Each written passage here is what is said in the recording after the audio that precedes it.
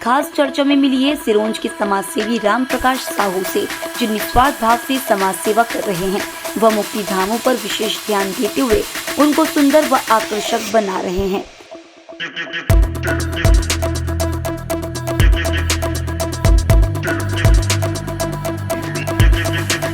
नमस्कार, मैं जितेंद्र जैन और आप देख रहे हैं खबर समय जगत।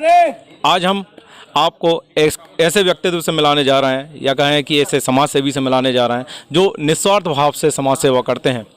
और सिरोंज में कहें तो अतिशयोक्ति नहीं होगी कि वे एक हठी हैं या फिर एक जिद्दी इंसान है, क्योंकि जिद कर ही दुनिया बदली जा सकती है। को मिलाने जा रहे हैं सिरोंज के एक ऐसे व्यक्तित्व से जिनका नाम है राम प्रकाश साहू। तो स्वागत है राम प्रकाश जी आपका खबर समय जगत में। पहले तो खबर समय जगत का बहुत बहुत धन्यवाद कि आपने मुझे इस योग्य समझा कि हम लोग बैठ के बात कर रहे हैं। चर्चा में मैं आपसे कुछ सवाल करना चाहूँगा कि ये मुक्ति धाम को सुंदर बनाने का विचार आपको कहाँ से आया, कैसे आया? मैं कई वर्षों से यहाँ पे आ रहा हूँ। जब भी कोई अंतिम यात्रा किसी की होती है तो हम लोग देखते थे कि बैठने की जगह नहीं है, पूरे में झाड़ उग रहे हैं, और एक बचपन से ही भय बना दिया था कि शमशान घाट है वहाँ नहीं जाना। यहाँ डरते थे लोग आने में, और जब कभी बाहर जाते थे तो वहाँ बहुत अच्छा लगता था, तो पार्क जैसा लगता था। लोगों ने बहुत अच्छे शमशान घाट समिति बना के डेवलप कर रखे थे। तो इसी प्रेरणा से मैंने माननीय विधायक जी के पास ये बात रखी कि हम लोग भी एक समिति बना लें, आज से 2 साल पहले, और समिति बना के हम एक काम शुरू करते हैं। माननीय विधायक जी को भी अच्छा लगा और हम लोगों ने एक मीटिंग की थी। उस मीटिंग में शहर के बहुत लोगों ने बढ़ चढ़ के हिस्सा लिया और हमें चंदा भी दिया और सहयोग भी दिया। तब से हम प्रत्येक रविवार पे हमारी जो मोक्षधाम सेवा समिति है उसके सदस्य प्रत्येक रविवार को यहाँ आते हैं। प्रशासन का भी सहयोग मिलता है, और साफ़ सफाई और इसमें जो मूलभूत व्यवस्थाएं होनी चाहिए, जैसे लोग आते हैं तो उनके बैठने की जगह अच्छी होनी चाहिए, उनके पीने का पानी होना चाहिए, या लाइट की व्यवस्था नहीं थी। ये सब व्यवस्थाएं करने के लिए धीरे धीरे इतना हमें समय लगा, और अभी जो आप व्यवस्थाएं देख रहे हैं ये सब जन सहयोग से और प्रशासनिक सहयोग से हम करते हैं। ये जो मुक्ति धाम है, इसके अलावा भी आप और भी मुक्ति धाम जो हैं उनके लिए भी प्रयास करेंगे? हाँ, हमारे इस विषय में माननीय विधायक जी से भी चर्चा हुई और हमारी समिति की भी चर्चा हुई। हमारे शहर में बहुत सारे मुक्ति धाम हैं, तो जब यहाँ की मूलभूत व्यवस्थाएं पूरी हो जाएंगी तब हम दूसरा मुक्ति धाम चुनेंगे, और वहाँ पे जितनी मूलभूत आवश्यकताएं हैं वो सब पूरी कराएंगे। मूलभूत आवश्यकताओं से मेरा मतलब ये है कि जहाँ हम दाह संस्कार करते हैं आदमी का, वो जगह साफ़ सुथरी और अच्छी होनी चाहिए, और पर्याप्त जगह होनी चाहिए, लोगों के बैठने की जगह होनी चाहिए, लोगों को आके वहाँ अच्छा लगे। थोड़ी देर आदमी 2 घंटे 3 घंटे आता है, बाहर से मेहमान लोग आते हैं तो हमारे शहर की व्यवस्था देख के कहते हैं यार कुछ भी नहीं है आपके यहाँ। तो ये सब थोड़ा मन को अच्छा नहीं लगता था, इसलिए इस मुहिम को शुरू किया है। और हम तो चाहते हैं कि हमारे शहर के साथ साथ पूरे मध्य प्रदेश में जितने भी मुक्ति धाम हैं सभी एक अच्छे सुसज्जित पार्क जैसे होने चाहिए। समाज सेवा के नाम पे लोग राजनीति भी करते हैं। आपसे मैं जानना चाहूँगा कि समाज सेवा किस प्रकार की होना चाहिए और किस तरह की समाज सेवा करना चाहिए? एक्चुअल में समाज सेवा शब्द ही ऐसा है जिसमें किसी तरह का कोई स्वार्थ और आदमी का लोभ लालच नहीं होता है। समाज की सेवा सिर्फ करनी है हमें, और जहाँ भी हम कर सकते हैं वो सेवा हमें करना चाहिए। इसमें किसी तरह का कोई स्वार्थ नहीं होना चाहिए कि मैं आगे चल के इससे ये लाभ ले लूँगा।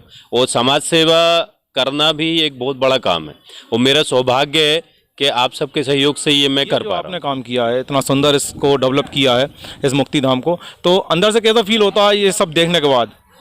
मैं आपको बयान नहीं कर सकता, मुझे बहुत ही अच्छा लगता है। मैं जब कभी भी अकेला महसूस करता हूँ तो मैं यहीं आ जाता हूँ। मैं देखता रहता हूँ क्या क्या काम हो गया, क्या क्या काम और होना है। अब जैसे दीपावली आ रही है तो जैसे घर की लोगों को पुताई कराने की चिंता होती है, साफ सफाई की, ऐसी चिंता मुझे मुक्ति धाम की है कि मुझे कलर कौन सा कराना है, कहाँ पे कौन सा कलर होना है। हमारी पूरी समिति के सदस्य इस बात को लेकर चिंतित रहते हैं।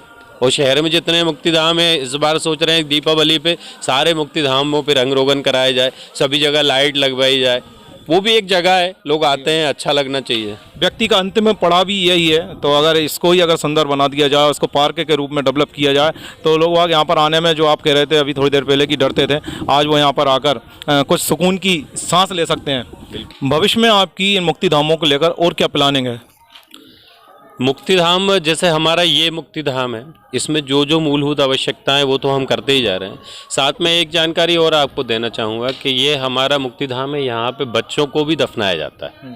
शहर में 2-3 मुक्ति धाम ही ऐसे हैं जहाँ पे दाह संस्कार के साथ साथ जो छोटे बच्चे शांत हो जाते हैं, जिनको हम गड़ाते हैं, वो भी एक गड़ाने का काम यहाँ पे होता है। तो उसके लिए हम एक बाल उद्यान अलग से बना रहे हैं इसमें। ये जो सब मेरे सामने ये शेड बना हुआ है दाह संस्कार का, इसके बाद पूरा बाल उद्यान बना रहे हैं। उसकी पूरी बाउंड्री कराएंगे प्रशासन की मदद से, उसमें गेट लगाएंगे और उसमें फुलवारी लगाएंगे।